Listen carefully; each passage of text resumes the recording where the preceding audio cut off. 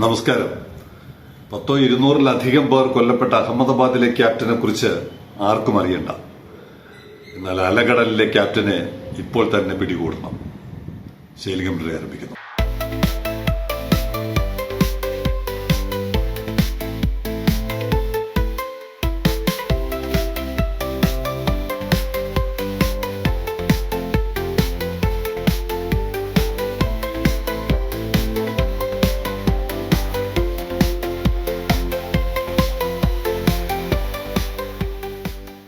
പിന്നെയും MSc Elsa 3 വിചാരണ ചെയ്യപ്പെടണമെന്ന ആഗ്രഹമുള്ള പലരുമുണ്ട്. നമുക്കറിയാം, MSc എന്ന് പറയുന്ന കപ്പൽ കമ്പനി എങ്ങനെയെങ്കിലും TRVയിൽ നിന്ന് ഓടിക്കാൻ അവസാന പരിശ്രമവും നടത്തേണ്ട പൊതു താല്പര്യം ഈ നാട്ടിലുള്ളപ്പോൾ നമുക്ക് ഒന്നും കണ്ടില്ല എന്ന് നടിക്കാൻ പറ്റില്ല. വീണ്ടും വന്നിരിക്കുന്നത് മനഃപൂർവ്വം എൽസ 3യുടെ ക്യാപ്റ്റൻ മനഃപൂർവ്വം അപകടമുണ്ടാകുമെന്ന് അറിഞ്ഞുകൊണ്ട് തന്നെ കപ്പലിനെ കടലിലോട്ട് നയിച്ചു. എൽസ 3യുടെ കാര്യത്തിൽ ക്യാപ്റ്റന്റെ പദവിയിൽ ഞാൻ തന്നെ ആണ് എന്ന് ഞാൻ സങ്കല്പിച്ചുകൊണ്ടാണ് ഈ റിപ്പോർട്ട് തയ്യാറാക്കുന്നത്. അങ്ങനെ ഞാൻ ക്യാപ്റ്റനായിട്ട് ആ കപ്പലിനെ ഇവിടെ കൊണ്ടുവരുന്നു. എന്നാണ് കൊണ്ടുവരുന്നത്? 18/5/25 ഞാൻ പറഞ്ഞല്ലോ, ഞാനൊരു യാത്രയിലായിരുന്നു, അതുകൊണ്ട് രേഖകളില്ല. രേഖകളുള്ളപ്പോൾ ഞാനിത് വിശദമാക്കാം. 18/5/25 തൂത്തുക്കുടിയിൽ നിന്നാണ് എൽസ 3 വരുന്നത്. വരുന്ന സമയത്ത് 10.2 മീറ്റർ ഡ്രാഫ്റ്റ് ഉണ്ടായിരുന്നു. 6.8 നോട്ട് സ്പീഡിലാണ് വന്നത്.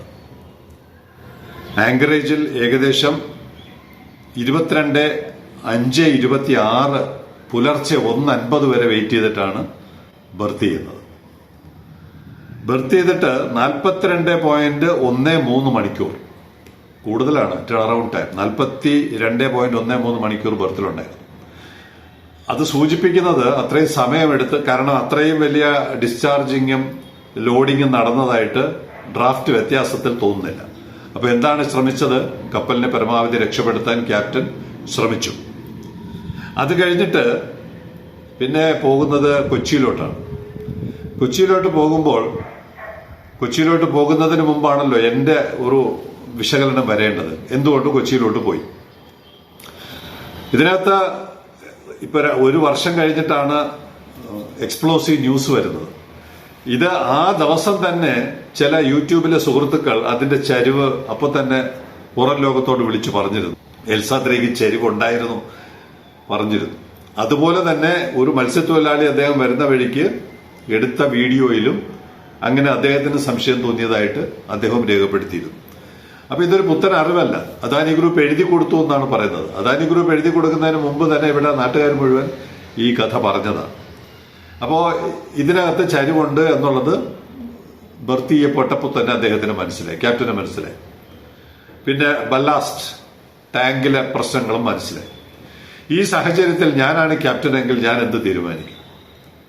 എന്റെ തീരുമാനം എത്രയും പെട്ടെന്ന് ഈ കപ്പലിനെ അൺബർത്ത് ചെയ്യുക എന്നുള്ളതാണ്.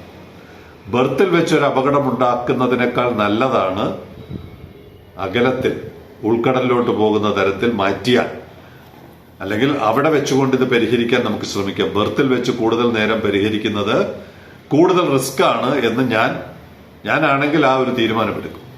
കാരണം എന്റെ അനുഭവത്തിൽ നിന്നാണ്. നമ്മൾ സ്കൂട്ടർ ഓടിച്ച്, ഞാൻ കൂടുതൽ സ്കൂട്ടറും ബൈക്കും ഒക്കെയാണ്. ചെറുപ്പത്തിൽ ബൈക്ക്, ഇപ്പൊ സ്കൂട്ടറാണ്.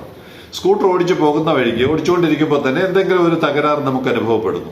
ആക്സലറേറ്റർ മുഴുവൻ കൊടുക്കാൻ പറ്റുന്നില്ല, അല്ലെങ്കിൽ ടയറിൽ എയർ കുറവാകുന്നു, സ്കിഡ് ചെയ്യുന്നു. എന്താണ് നമ്മൾ ചെയ്യുക? ഏറ്റവും അടുത്ത ഒരു വർക്ക്ഷോപ്പ് എവിടെ ഉണ്ടെന്ന് ഉടനെ തന്നെ നമ്മൾ ചോദിക്കുക. എവിടെയുണ്ട് ടയർ കാറ്റടിക്കാൻ പറ്റുന്നത്? എവിടെയുണ്ട്? അല്ലെങ്കിൽ വർക്ക്ഷോപ്പ് എവിടെയുണ്ട്? ആക്സിലേറ്റർ ഇത് കൊടുക്കുമ്പോൾ ആക്സിലേറ്റർ എടുക്കുന്നില്ല. നമ്മൾ ഉടനെ ചോദിച്ചിട്ട് എത്രയും പെട്ടെന്ന് ഒരു സ്കൂട്ടറിനെ നമ്മൾ ഒരു വർക്ക്ഷോപ്പിൽ എത്തിക്കാൻ ശ്രമിക്കും. ഞാനാണ് ക്യാപ്റ്റനെങ്കിലും എൽസ 3 എത്രയും പെട്ടെന്ന് ഒരു അഭയസ്ഥാനത്ത് കൊണ്ടുപോകാനേ ഞാൻ തീരുമാനമെടുക്കുകയുള്ളൂ. അത് തന്നെയാണ് അദ്ദേഹത്തിന്റെ പേര് അലക്സ് കോയെന്നോ മറ്റോ ആണ് ക്യാപ്റ്റന്റെ പേര്, ഞാൻ കാണിക്കാം. അദ്ദേഹം ആ തീരുമാനമാണ് എടുത്തത്. ഇത് എത്രയും പെട്ടെന്ന് അൺബർത്ത് ചെയ്യണം, കപ്പൽ ചാലിന്ന് മാറ്റണം, അല്ലെങ്കിൽ ഭീകരമായ നഷ്ടപരിഹാരം കൊടുക്കേണ്ടി വരുമായിരുന്നു. പോർട്ട് നിശ്ചലമായി പോകുമെന്ന് അദ്ദേഹത്തിന് മനസ്സിലായി. ബർത്ത് നിശ്ചലമായി പോകും. ബർത്തിൽ എന്തെങ്കിലും സംഭവിച്ചാൽ, അല്ലെങ്കിൽ കപ്പൽ ചാലിൽ എന്തെങ്കിലും സംഭവിച്ചാൽ ഭീകരമായ നഷ്ടപരിഹാരം കൊടുക്കുന്ന അദ്ദേഹം അവിടെ നിന്ന് മാറ്റാൻ തീരുമാനിക്കുന്നു. അതേ സമയത്ത് പിന്നെന്താണ് ഓപ്ഷൻ? എത്രയും പെട്ടെന്ന് ഒരു സർവീസ് മെയിന്റനൻസ് നടത്താൻ പറ്റുന്ന ഒരു ലൊക്കേഷനിലോട്ട് പോകണം. അത് തൂത്തുക്കുടിയിൽ പോയാൽ അദ്ദേഹത്തിന് അത് നടക്കില്ല എന്നറിയാം. പിന്നെ തൊട്ടടുത്തേതാണ് കൊളംബോ എത്തുന്നതിനേക്കാൾ അടുത്തുള്ളത് കൊച്ചിയാണ്. അദ്ദേഹത്തിന് കൊച്ചിയിലോട്ട് പോകാനുള്ള നിർദ്ദേശവുമുണ്ട്. അടുത്ത പോർട്ട് എന്നുള്ള പോർട്ട് ഓഫ് കോൾ കൊച്ചിയാണ്. അപ്പൊ അദ്ദേഹം അത് തീരുമാനിച്ചു. കൊച്ചിയിൽ പോയാൽ അൺലോഡ് ചെയ്തില്ലെങ്കിലും ഡിസ്ചാർജ് ചെയ്തില്ലെങ്കിലും കപ്പൽശാല ഉള്ളതുകൊണ്ട് ഒരു അറ്റകുറ്റപ്പണിക്ക് സാധ്യതയുണ്ട്. ഒരു സേഫായിട്ട് കുറച്ചുകൂടി കേരളത്തിൽ അല്ലെങ്കിൽ ഇന്ത്യൻ സാഹചര്യത്തിൽ തൊട്ടടുത്ത് ലഭിക്കാവുന്ന അറ്റകുറ്റപ്പണി കേന്ദ്രം അവിടെ ആയതുകൊണ്ട് അദ്ദേഹം ആ തീരുമാനമെടുത്തു. ഞാനായാലും സാധാരണ മനുഷ്യരായാലും ഇങ്ങനെ ചിന്തിക്കുകയുള്ളൂ. അവനവന്റെ സ്കൂട്ടറായാലും കാറായാലും എങ്ങനെയെങ്കിലും ഒരു സുരക്ഷിതമായ കരങ്ങളിൽ ഏൽപ്പിച്ചിട്ട് നമുക്ക് യാത്ര തുടരാം എന്നേ തീരുമാനിക്കുകയുള്ളൂ. അതുമാത്രമാണ് എൽസ 3യുടെ ക്യാപ്റ്റനും ചെയ്തത്. അങ്ങനെ കൊച്ചിയിലോട്ട് കൊണ്ടുപോകാൻ അദ്ദേഹം തീരുമാനിക്കുന്നു. അപ്പോൾ കൊച്ചിയിലോട്ട് പോകുന്നത് 20:03 രാത്രി 8 മണിക്കാണ്. 8 മണി 3 മിനിറ്റ് ഉള്ളപ്പോൾ 3 മിനിറ്റ് ഉള്ളപ്പോൾ 23:05:26 അടുത്ത ദിവസം 42 മണിക്കൂർ കഴിഞ്ഞിട്ട് അദ്ദേഹം കപ്പൽ കൊച്ചിയിലോട്ട് പോകാൻ തീരുമാനിക്കുന്നു. ആ സമയത്ത് ഡ്രാഫ്റ്റ് 9.9 മീറ്ററായിട്ട് കുറഞ്ഞു. വിമർശിക്കുന്ന ആളുകൾ പറയണം അവിടെ ലോഡ് കൂട്ടി ചരക്ക് കൂടുതലെടുത്ത് അപകടം വരുത്തിവെക്കാൻ അദ്ദേഹം ശ്രമിച്ചു എന്നുള്ള നിരീക്ഷണവും ഞാൻ കേട്ടു. ഇവിടെ 10.2 മീറ്ററിൽ നിന്ന് ഡ്രാഫ്റ്റ് 9.9 മീറ്ററായി കുറഞ്ഞു. തൂത്തുക്കുടിയിൽ നിന്ന് ഇങ്ങോട്ട് വരുമ്പോൾ സ്പീഡ് 6.8 നോട്ടായിരുന്നെങ്കിൽ TRVയിൽ നിന്ന് കൊച്ചിയിലോട്ട് പോകുന്ന സ്പീഡ് 10.2 നോട്ടായിട്ട് കൂട്ടി. ലോഡ് കുറച്ചിട്ട് സ്പീഡ് കൂട്ടുന്ന എന്തിനാണ്? എത്രയും പെട്ടെന്ന് ഒരു രക്ഷാമാർഗം തേടുവാനാണ്. അപ്പോൾ അങ്ങനെ കൊച്ചിയിലോട്ട് പോകുന്ന വഴിക്ക് യഥാർത്ഥത്തിൽ വില്ലനായി മാറിയത് കാറ്റാണ്. അന്ന് ആ സമയത്ത് തന്നെ അതിന്റെ വീഡിയോ ട്രാക്ക് ചെയ്യുമ്പോൾ നമുക്ക് കിട്ടിയിരുന്ന ഏകദേശം അരൂർ, ആലപ്പുഴ ജില്ലയുടെ ബോർഡർ, ആലപ്പുഴ എറണാകുളം ജില്ലയുടെ ബോർഡറിൽ അരൂർ വരെ എത്തിയിട്ടാണ് കപ്പൽ ടേൺ ചെയ്ത് വീണ്ടും തിരിച്ചു വന്ന് ഈ പറയുന്ന കരുവാറ്റ ഭാഗത്ത് വെച്ച് അപകടമുണ്ടാകുന്നത്. അപ്പോൾ അവിടെ വെച്ച് ആ സമയത്തെ കാറ്റിനെ കുറിച്ച് captain Arjun Shekhar of INS Sujatha, രക്ഷാപ്രവർത്തനത്തിന് പോയ INS സുജാതയുടെ ക്യാപ്റ്റൻ അർജുൻ ശേഖർ പറയുന്നത് എങ്ങനെയാണ്? We faced adverse conditions. We had wind speeds gusting up to 40 knots.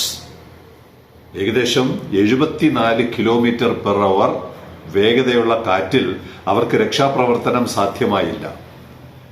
അപ്പോ അതാണ് യഥാർത്ഥത്തിൽ വില്ലനായത്. അല്ലെങ്കിൽ എങ്ങനെയെങ്കിലും എൽസ 3യെ പറയുന്ന ബാക്ക് വാട്ടേഴ്സിനകത്തോട്ട് കയറ്റിക്കഴിഞ്ഞാൽ കുറച്ച് സമയമെടുത്ത് ഈ പ്രശ്നം പരിഹരിക്കാം എന്നുള്ള നിഗമനത്തിലാണ് എൽസ 3യുടെ ക്യാപ്റ്റൻ TRVയിൽ നിന്ന് കപ്പലിനെ കൊച്ചിയിലോട്ട് കൊണ്ടുപോയത്. അല്ലാതെ ബോധപൂർവം ആലപ്പുഴ തീരക്കടലിൽ കൊണ്ടുപോയി മുക്കി ഇൻഷുറൻസ് തുക അടിച്ചെടുക്കുക എന്നുള്ള വല്ലാത്തൊരു ചിന്തയുണ്ടല്ലോ. ഇപ്പൊ അതാണ് പറയുന്നത്. ഒരു ആങ്കർ ചോദിക്കുന്നത് ഞാൻ കേട്ടു, മനഃപൂർവ്വം എൽസ 3യെ മുക്കി ഇൻഷുറൻസ് തുക അടിച്ചു മാറ്റാൻ 1005ഓളമായി കപ്പൽ. ലോകത്തിൽ ഏറ്റവും കൂടുതൽ കപ്പലുകൾ ഏകദേശം 26%. ക്ഷമിക്കണം, കൃത്യമായി ഇതൊന്നും പറയാൻ കഴിയാത്തത് ഞാൻ ഒരു യാത്ര കഴിഞ്ഞ് വന്നതുകൊണ്ട് പെട്ടെന്ന് അത് കൃത്യമായി പറയാൻ കഴിയുന്നില്ല. അദ്ദേഹത്തിന്റെ പേര്, ഈ പറയുന്ന ശതമാനം 26ആണോ 28ആണോ എന്നറിയില്ല. ലോകത്തിൽ ആകെയുള്ളതിന്റെ 26-28% കപ്പലുകൾ ഹാൻഡിൽ ചെയ്യുന്നത് MSC ആണ്.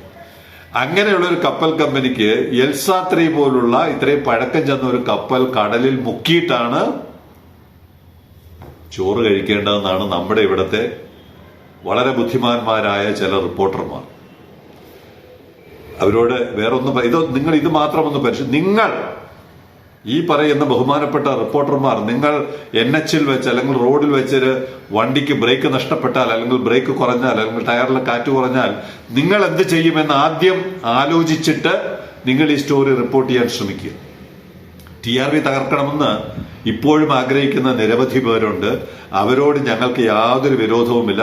നിങ്ങൾ 30 വർഷങ്ങൾക്ക് മുമ്പ് തുടങ്ങിയ ഈ താല്പര്യം ഇപ്പോൾ ഇത് പൊതു താല്പര്യ ഹർജിയുടെ രൂപത്തിൽ വന്നിരിക്കുമ്പോൾ യഥാർത്ഥത്തിലുള്ള സ്വകാര്യ താല്പര്യം എന്താണെന്നും ഞങ്ങൾക്കറിയാം. ഈ ഓലപ്പാമ്പുകൾ കൊണ്ടൊന്നും ഞങ്ങൾ തളരില്ല, പിന്മാറില്ല. ഇതൊരു പോരാട്ടമാണ്.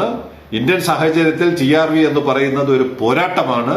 ആ പോരാട്ടം ഞങ്ങൾ തുടർന്നുകൊണ്ടേയിരിക്കും.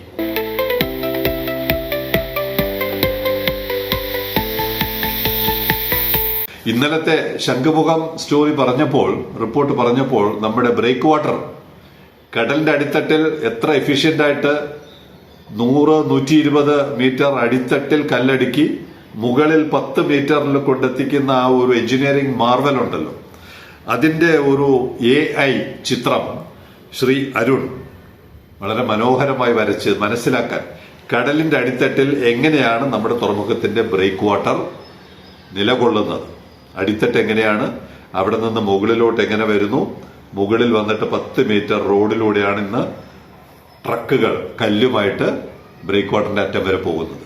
അപ്പൊ ഇത് കടലിന്റെ അടിത്തട്ടിൽ ഇങ്ങനെയൊക്കെ ചെയ്യാൻ കഴിയുന്ന എഞ്ചിനീയർമാരും എഞ്ചിനീയറിംഗ് ബുദ്ധിയും ഉള്ള ഒരു നാട്ടിലാണ് ശംഖുമുഖത്തൊരു പേക്കോലത്തെ നമ്മൾ ഇപ്പോഴും പരീക്ഷിച്ചുകൊണ്ടിരിക്കുന്നത്.